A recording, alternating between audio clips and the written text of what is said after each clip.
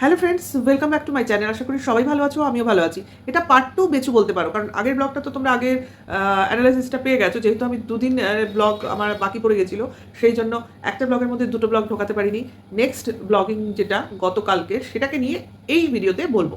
তো এখানেও সেই ধান কারবারটা তোমার চলছে, মানে কন্টিনিউয়াস হয়েছে, ঠিক আছে। তো আজকে কোনো নিমন্ত্রণ বাড়ি নেই, মানে কোনো শ্রাদ্ধ বাড়ি নেই। আজ কিন্তু বাড়িতে রান্না হওয়ার কথা, এবং একদম আজকে রান্না হচ্ছে। কোথায় হচ্ছে না, ছাদে হচ্ছে। মানে একটা পিকনিক পিকনিক একটা ফিল, ঠিক আছে। রোদের মধ্যে, শীতের মধ্যে ছাদে বসে রান্না খাওয়া, মানে যেটা বলে বেচু। কিন্তু আজকে কিন্তু মানে গতকালকের ব্লগিংয়ে কিন্তু রান্না হলো ঠিকই, কিন্তু পিকনিক কথাটা বেচু বললো না, মানে ভুলে গেছে।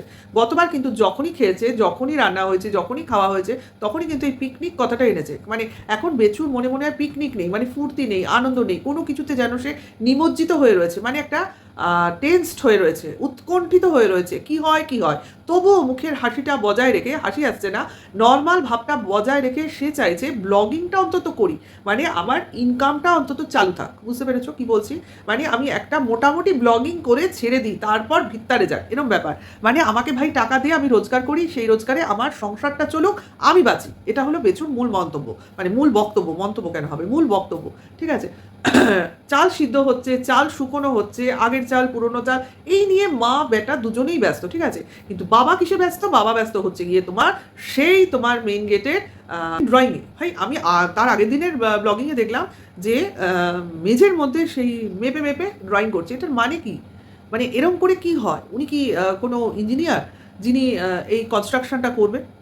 মানে ব্যাপারটা কি? ওনার ভেতরে যদি এত ট্যালেন্ট, এত ক্রিয়েটিভিটি থাকবে, তাহলে উনি এরকম বাড়িতে বসে আছেন কেন?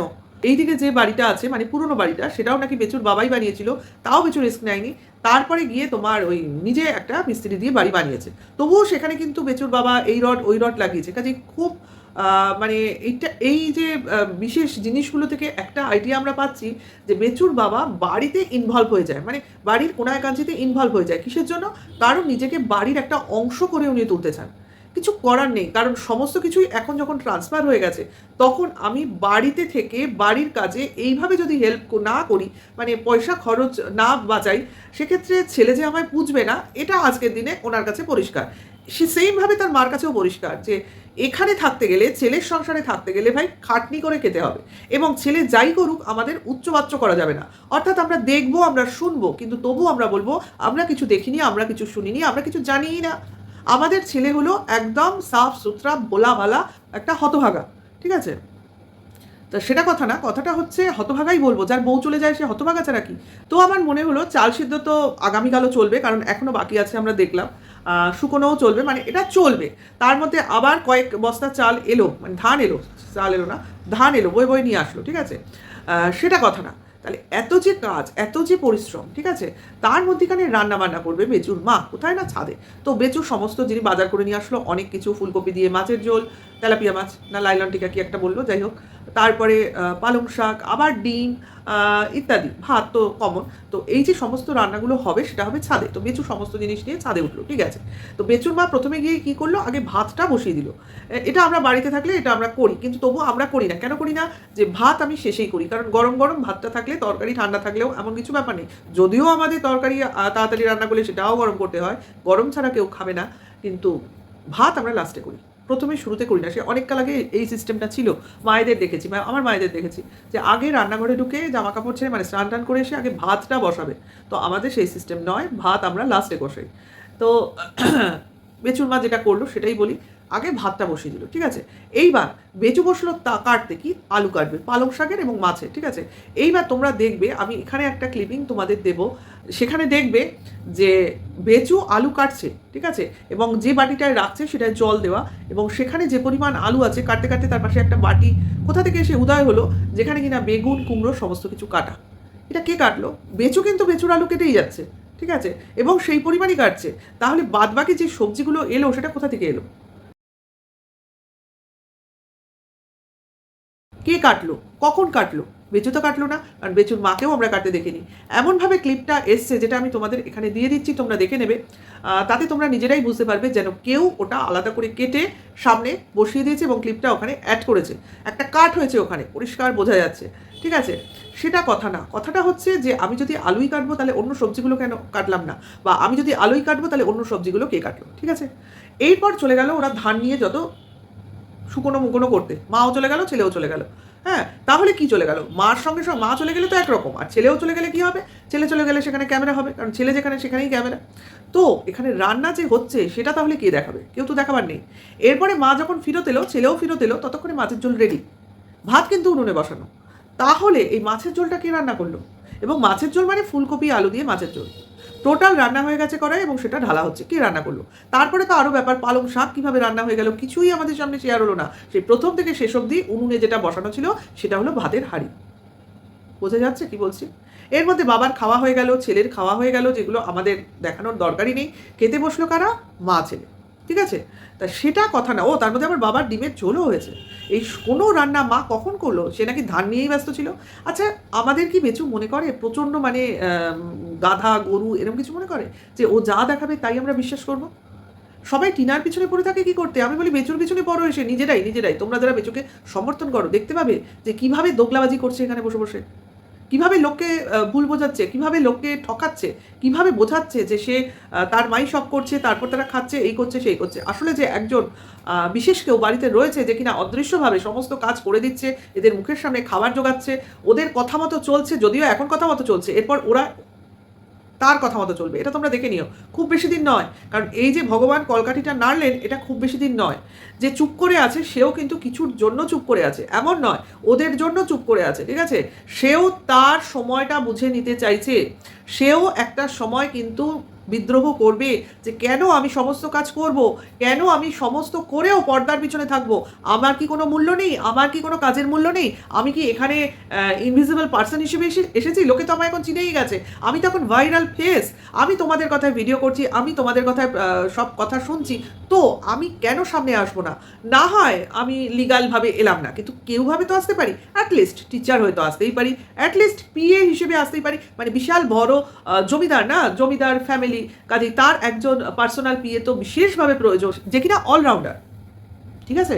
কাজেই মানে যে রাঁধবে, সেই বাড়বে, সেই ঘর মুছবে, সেই ঘর ঝাড় দেবে, সেই রান্না করবে, সেই বাচ্চা পালন করবে, এমনকি বাচ্চার দুবেলার টিউটরও হবে। ঠিক আছে? যদিও আমরা বাচ্চার টিউটারকে দেখতে পাচ্ছি না, কারোর সঙ্গে সঙ্গে সেই কথাটাও জানি কোথায় কর্পূরের মতো উবে গেছে। সেখানে মাঝে মাঝে বাবা এসে A to Z পড়াচ্ছে, কিন্তু টিচার নেই, না সকাল না বিকেল, ভয়ের চোটে বিকেলের ভিডিওই দেখাচ্ছে না। সন্ধ্যের পর থেকে ভিডিও মিসিং, রাতের খাওয়া তো দূরের কথা। গত দুদিন ধরে একই জিনিস চলছে। মাঠ থেকে বাড়ি আসছে, ভিডিও শেষ হয়ে যাচ্ছে। নিমন্ত্রণ থেকে বাড়ি আসছে, ভিডিও শেষ হয়ে যাচ্ছে। ছাদ থেকে জামা কাপড় মেলছি আর তুলছি, ছেলের সঙ্গে কথা বলছি আর ছেড়ে দিচ্ছি, ছেলের শরীর খারাপ বলে ভিউয়ার্সদের সিম্প্যাথি কার্ড নিয়ে খেলছি। কারণ জানি বেচু নিজে মুখে স্বীকার করেছে যে তার ভিউয়ার্সরা তার ছেলেকে কতটা প্রেফারেন্স দেয়, কতটা ভালোবাসে। ভালোবাসা তো অবভিয়াসলি আছে, কিন্তু প্রেফারেন্সেও এক নম্বর। Bechu side percent. সে যতদিন নিজেকে সাফ সুতরা দেখাতে পারবে, যেরকম ভিউয়ার্সরা চায়, যেরকমভাবে ভিউয়ার্সরা তাকে দেখতে চায়, যতদিন দেখাতে পারবে তো বেচু ততদিন ভিউয়ার্সদের সাপোর্ট পাবে। কিন্তু যেদিন থেকে বেচু বিদ্রোহ করবে, কেন আমি একা থাকবো, কেন আমি অমুকের সঙ্গে থাকতে পারবো না, কেন আমি আমার মতো চলতে পারবো না, কেন আমি আমার মতো বাঁচতে পারবো না, সেদিন থেকে হবে মুশকিল, সমূহ বিপদ। কারণ কেউ অলরেডি বলে দিয়েছে, বিশেষ করে সেই বাংলাদেশের কুলাঙ্গারটা অলরেডি বলে দিয়েছে যে আমরা ভালো নেই, আমরা বিপদের মধ্যে রয়েছি। আরে ভাই, ওটা তো সব জানে, ওটা সব জানে, ওর কাছে সমস্ত খবর যায়। বিশেষ করে এই বেচুর সঙ্গে রীতিমতো দেখো গিয়ে টেলিফোনিক আলাপ আলোচনাও হয়। কারণ বেচুর অল টাইম ফোনে বাজতেই থাকে, নোটিফিকেশন আসতেই থাকে। আর আমরা তো এখন কল রেকর্ডিংয়ে তোমার টাইমিংস পেয়ে গেছি যে বেচু কতক্ষণ কথা বলতে পারে, ঘন্টার পর ঘন্টা, মিনিটের পর মিনিট বেচু ইনভলভ থাকতে পারে তার মোবাইলের সঙ্গে। বুঝতে পারছো? তার মানে যে মানুষটা ফোনে এত ইনভলভ থেকে লোকের সঙ্গে আলাপচারিতা চালিয়ে যেতে পারে, তার মানে সে কতটা এই জিনিসগুলোকে ভালোবাসে, পছন্দ করে। ঠিক আছে? তাহলে বউ করলে দোষ আর বর করলে সেটা কিন্তু মহৎ গুণ। কারণ বেচু তো পারেই সব কিছু করতে, মানে তার এটা ছাড় আছে না, সে 1 নম্বর ছেলে, 2য় নম্বর তার বউ চলে গেছে, কাজে সে কি একা থাকবে? সে তো এসবই করবে, তাই না? তো এইখানে ছোট্ট করে বলি একটা জিনিস যেটা আমার কানে এলো, সেটা হলো বেচুর কিছুতে একটু টেনশন চলছে। কিসের টেনশন চলছে বেচু এখনো ক্লিয়ার করছে না, যেটা কিনা আমি এর আগের ভিডিওতেও বলেছি, দাড়িকাণ্ড। তো দাড়িকাণ্ড আমার মনে হচ্ছে না এত তাড়াতাড়ি সলভ হবে। কোনো একটা বিশেষ ক্ষণ বা সময় আসতে চলেছে যেটার জন্য বেচুর হয়তো এই দাড়িটা রাখা। তো সেই সময়টা চলে গেলে হয়তো বা বেচু আবার নর্মাল লাইফে ফিরবে। যদিও বেচু তার নাকি লাইফস্টাইল বদলেছে, গতকালকের ব্লগিংয়ে বলেছে। লাইফস্টাইলটা কী বদলেছে? সে এখন ধান টান নিয়ে ব্যস্ত থাকছে, ধানের হিসেব রাখছে, আর রান্নাবান্নায় মাকে হেল্প করছে, মানে বাড়িতে কাজকর্ম করছে। হ্যাঁ, আর লুকোচুরি ব্যাপারটা খুব ভালো বুঝে নিয়েছে যে কোন কাকে লুকোতে হবে, কোনটা চুরির হাত থেকে বাঁচাতে হবে। যেমন ওখানে ধান টান চুরি হয় না, শুনলাম মাঠের মধ্যে ধান পড়ে থাকলেও চুরি হয় না, কিন্তু তারপরেই 3 জন মানে বাচ্চা সহ 4 জন মাঠে চলে গেল। ধান যদি চুরি হয়ে যায়, বললাম তো বটে, যদি চুরি হয়ে যায় কাজেই মাথায় করে নিয়ে গ্যারেজে ঢোকাও, ওরা তো গ্যারেজেই রাখে, তাই না? যাই হোক, এটাই হলো ব্যাপার। বললাম অথচ মানলাম না। তার মানে বেচুদের মুখে এক, পেটে আরেক। মুখে বলবো না না না না না না ঠিক আছে, আর পেটে বলবে বাবা এটা বলে ফেললাম, ওটা যদি হয়। বুঝতে পারছো? কম দোগলা ফ্যামিলি, মানে লোককে বোঝাবে এক, নিজেরা বুঝবে আরেক। যাকে বাচ্চাটার শরীর বা বাচ্চাটার ভবিষ্যৎ, ওটাই আমাদের ফোকাস। এবার এচুর সঙ্গে বেচু থাকবে না, বেচুর সঙ্গে এচু থাকবে বা না, দুজনেই একসাথে থাকছে না, দুজনেই সারা জীবন একসাথে থাকবে, সেটা বেচুর ডিসিশন। আমাদের এখানে কি, আমরা তো চাইবো বেচু তার জীবনসঙ্গী পাক, এবং তার সাথে সুন্দরভাবে ঘরকন্যা করুক, এবং আগে যে ভুলগুলো করেছে সেগুলো যেন এইবার আর রিপিটেশন না করে। ঠিক আছে? কারণ টিনা তো মানে কি বলবো, কিছুই চায়নি, শুধু ছেলেটাকে চেয়েছিল, তাই নিয়েই এখন চলছে ব্যাপার। আর আমার তো মনে হয় না এর ছেলের ওপরেও বা ছেলে মেয়ের ওপরেও কোনো টান থাকবে, কারণ এ তো নিজের মেয়েকে অলরেডি ছেড়ে চলে এসেছে এবং তার প্রতি কোনো টান নেই, এবং কতগুলো অ্যাভয়েড করিয়েছে। কাজেই বুঝতে পারছো বেচুর মাথায় কী নাচছে, সন্তানের প্রতিও কোনো টান নেই। এর মনে হয় দরকার শুধু টাকা আর পয়সা। কাজেই বেচু, অলরেডি তুই ফেঁসে গেছিস, সেটা আমরাও বুঝতে পারছি, তোর পক্ষের দিদিরাও বুঝতে পারছে। তো আমার ভিডিওটা ভালো লাগলে তোমরা লাইক কমেন্টস করো, নেক্সট ভিডিও ওয়েট করো, এবং অবশ্য করেই অপেক্ষা করো। এখনকার জন্য এইটুকু, টাটা, বাই।